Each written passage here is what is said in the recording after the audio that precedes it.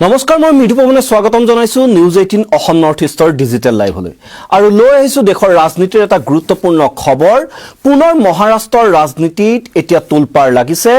উদ্ধৱ ঠাকৰেৰ যি শিৱসেনা গোট আছে সেই শিৱসেনা গোট পুনৰ বিভক্ত হোৱাৰ দিশে আগবাঢ়িছে আৰু তাক লৈ এতিয়া দেশজুৰি তীব্ৰ চৰ্চা হৈছে আৰু উদ্ধৱ ঠাকৰেৰ যি শিৱসেনা গোট আছে সেই শিৱসেনা গোটত পুনৰ ফাটমেলা পৰিলক্ষিত হৈছে দিল্লীত বাহৰ পাতিছে উদ্ধৱ ঠাকৰে গোটৰ কি বিদ্ৰোহী সাংসদে কেইদিনমান পূৰ্বে দেখা গৈছিল পশ্চিমবংগত তৃণমূল কংগ্ৰেছৰ ক্ষেত্ৰত অনুৰূপ ঘটনাই সংঘটিত হৈছিল তৃণমূল কংগ্ৰেছৰ ইজনৰ পিছত সিজন সাংসদে দল ত্যাগ কৰিছিল তেওঁলোকে এনডিএক সমৰ্থন আগবঢ়াইছিল আৰু তাৰ পিছত এতিয়া চৰ্চালৈ আহিছে মহাৰাষ্ট্ৰৰ নাম মহাৰাষ্ট্ৰৰ উদ্ধৱ ঠাকৰে গোটৰ যি মুঠ 9 গৰাকী সাংসদ আছিল তাৰ 6 গৰাকী এতিয়া বিদ্ৰোহ ঘোষণা কৰিছে আৰু তেওঁলোকে দিল্লীত বাহৰ পাতিছে আৰু তেওঁলোকে আজিৰ দিনটোতেই হয়তো লোকসভাৰ অধ্যক্ষ ওম বিৰলাক সাক্ষাৎ কৰি তেওঁলোকে নিজৰ অসন্তুষ্টি পত্ৰ প্ৰদান কৰিব আৰু তেওঁলোকে যি উদ্ধৱ ঠাকৰেৰ শিৱসেনা গোট আছে সেই শিৱসেনা গোট ত্যাগ কৰাৰ কথা তেওঁলোকে আনুষ্ঠানিকভাৱে জনাব আৰু ইয়াৰ লগে লগে কিন্তু মহাৰাষ্ট্ৰত ব্যাপক তৎপৰতা পৰিলক্ষিত হৈছে একনাথ সিন্ধে শিবিৰৰো আৰু একনাথ সিন্ধে শিৱসেনাৰ শিবিৰত ব্যাপক এতিয়া তৎপৰতা পৰিলক্ষিত হৈছে আৰু নিশাই একনাথ সিন্ধে দিল্লীলৈ এক বিশেষ ব্যক্তিগত বিমানৰ জৰিয়তে দিল্লীত আহি উপস্থিত হোৱা বুলি এক চৰ্চালৈ আহিছে আৰু সেই চৰ্চা অনুসৰিয়ে এতিয়া কোৱা হৈছে যে আজিয়ে একনাথ সিন্ধে দিল্লীত সেই উদ্ধৱ ঠাকৰে গোটৰ যি 6 গৰাকী বিদ্ৰোহী সাংসদ আছে তেওঁলোকৰ সৈতে বৈঠকত মিলিত হ'ব আৰু একনাথ সিন্ধেৰ যি পুত্ৰ আছিল একনাথ সিন্ধেৰ পুত্ৰ শ্ৰীকান্ত সিন্ধেৰ দিল্লীৰ বাসগৃহত এই বৈঠক অনুষ্ঠিত হ'ব শ্ৰীকান্ত সিন্ধেৰ বাসগৃহত যি বৈঠক হ'ব সেই বৈঠকতে পৰৱৰ্তী যি ৰূপৰেখা সেয়া তৈয়াৰ কৰা হ'ব যে আজিৰ দিনটোতেই এই যি বিদ্ৰোহী 6 গৰাকী সাংসদ আছে উদ্ধৱ ঠাকৰে গোটৰ তেওঁলোকে উদ্ধৱ ঠাকৰে গোট ত্যাগ কৰি একনাথ সিন্ধে গোটত যোগদান কৰিব নেকি সেই কথা আজিৰ সেই বৈঠকতে চূড়ান্ত হোৱাৰ সম্ভাৱনা আছে আৰু হয়তো সেই বৈঠকৰ পিছতেই তেওঁলোকে গৈ ওম বিৰলাক সাক্ষাৎ কৰিব আৰু নিজৰ অসন্তুষ্টি পত্ৰ প্ৰদান কৰিব পূৰ্বে যদি আমি চাওঁ তেতিয়াহলে মহাৰাষ্ট্ৰৰ ৰাজনীতিৰ ক্ষেত্ৰতো তেনেধৰণেই একনাথ সিন্ধে বিদ্ৰোহ ঘোষণা কৰিছিল উদ্ধৱ ঠাকৰেৰ বিৰুদ্ধে উদ্ধৱ ঠাকৰে অন্যতম ঘনিষ্ঠ নেতা আছিল সেই সময়ত একনাথ সিন্ধে আৰু সেই একনাথ সিন্ধে উদ্ধৱ ঠাকৰেৰ বিৰুদ্ধে বিদ্ৰোহ ঘোষণা কৰিছিল তাৰ পিছতে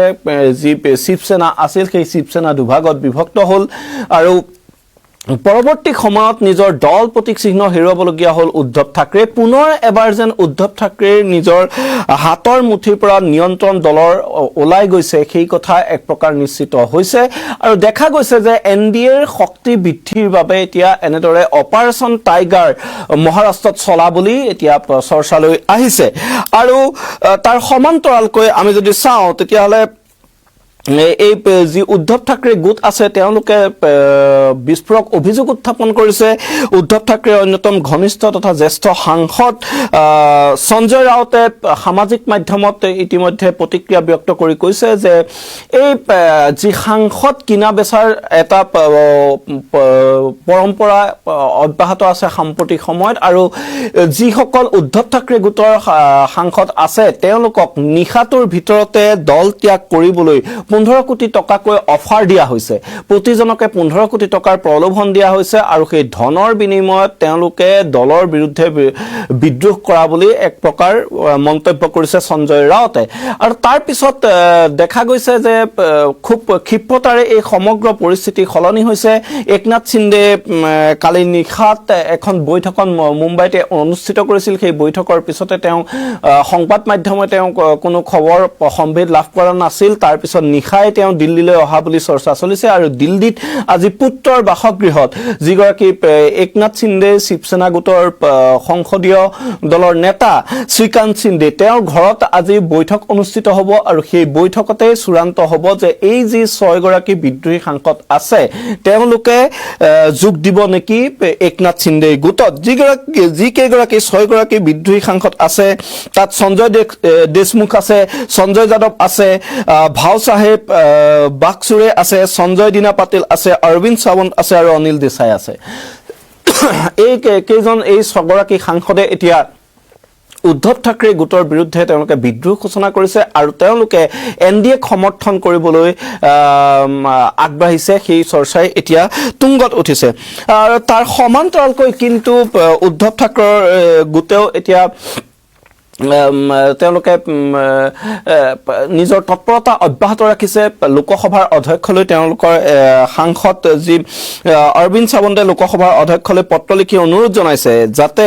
তেওঁলোকৰ দলটোৰ কোনো সাংসদে সুকীয়া গোট যদি গঠন কৰে বা অন দলৰ সৈতে যদি বিলীন হয় তেতিয়াহ'লে তেওঁলোকক যাতে স্বীকৃতি প্ৰদান কৰা নহয় সাৱন্তে পত্ৰখনত লিখিছে যে শিৱসেনা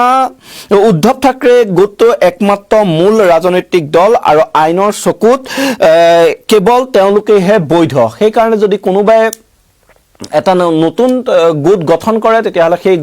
নতুন গোটটোক যাতে স্বীকৃতি প্ৰদান নকৰে লোকসভাৰ অধ্যক্ষগৰাকীয়ে তাৰ বাবে অনুৰোধ জনাই এই পত্ৰ প্ৰেৰণ কৰা হৈছে আৰু ইয়াৰ পিছত এতিয়া পৰৱৰ্তী কি পৰ্যায়লৈকে যায় এই ৰাজনীতি সেয়া আমি হয়তো কিছু সময়ৰ পিছতে স্পষ্ট হ'ব যে মহাৰাষ্ট্ৰত পুনৰ এই উদ্ধৱ ঠাকৰে গোটত ভাঙোন হ'ব নেকি তেওঁলোকৰ যি 6 গৰাকী সাংসদ আছে তেওঁলোকে একনাথ সিন্ধে শিবিৰত যোগ দিব নেকি সেই কথা এতিয়া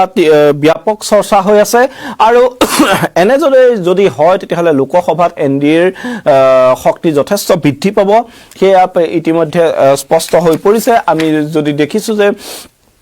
পশ্চিম বংগতো শেহতীয়াকৈ প্ৰায় 20 গৰাকী সাংসদে তৃণমূল কংগ্ৰেছ দল ত্যাগ কৰি তেওঁলোকে এনডিএক সমৰ্থন আগবঢ়াব বুলি পত্ৰ প্ৰদান কৰিছে আৰু তাৰ পিছত এতিয়া পুনৰ মহাৰাষ্ট্ৰত দেখা গৈছে আমি যেতিয়া পশ্চিম বংগৰ বেলিকা কৈছিলো যে মহাৰাষ্ট্ৰৰ মডেল পশ্চিম বংগত ৰূপায়ণ কৰা হৈছে কিন্তু এতিয়া পুনৰ মহাৰাষ্ট্ৰত একে ধৰণৰ মডেলে দেখা গৈছে ৰাজ্যৰ শাসনভাৰ খলনিৰ ক্ষেত্ৰত যি ধৰণৰ এটা মডেল লোৱা হৈছিল তাত অত্যন্ত ঘনিষ্ঠ নেতা একনাথ সিন্ধে উদ্ধৱ ঠাকৰেৰ বিৰুদ্ধে বিদ্ৰোহ কৰিছিল দল দুভাগ হৈছিল তাৰ পিছত একনাথ সিন্ধে মুখ্যমন্ত্ৰী হৈছিল সেইখিনি আমি সকলোৱে জানো এইবাৰ পুনৰ দেখা গৈছে উদ্ধৱ ঠাকৰেৰ গোটত পুনৰ ভাঙোন হ'ব উদ্ধৱ ঠাকৰে গোটৰ যি 6 গৰাকীকৈ সাংসদ তেওঁলোকে ইতিমধ্যে দিল্লীত বাহৰ পাতি আছে আৰু তেওঁলোকে আজিৰ দিনটোতেই একনাথ সিন্ধে শিবিৰত যোগদান কৰিব পাৰে এখন বৈঠক আছে শ্ৰীকান্ত সিন্ধেৰ ঘৰত একনাথ সিন্ধে ইতিমধ্যে দিল্লীত উপস্থিত হৈছেগৈ আৰু পুত্ৰৰ ঘৰত এই যি বিদ্ৰোহী 6 গৰাকী সাংসদ আছে তেওঁলোকৰ সৈতে বৈঠকত মিলিত হ'ব আৰু সেই বৈঠকৰ অন্ততে সকলো কথা জলজল পটপটকৈ প্ৰমাণ হ'ব যে আজিৰ দিনটোতে উদ্ধৱ ঠাকৰে গোটৰ এই 6 গৰাকী সাংসদে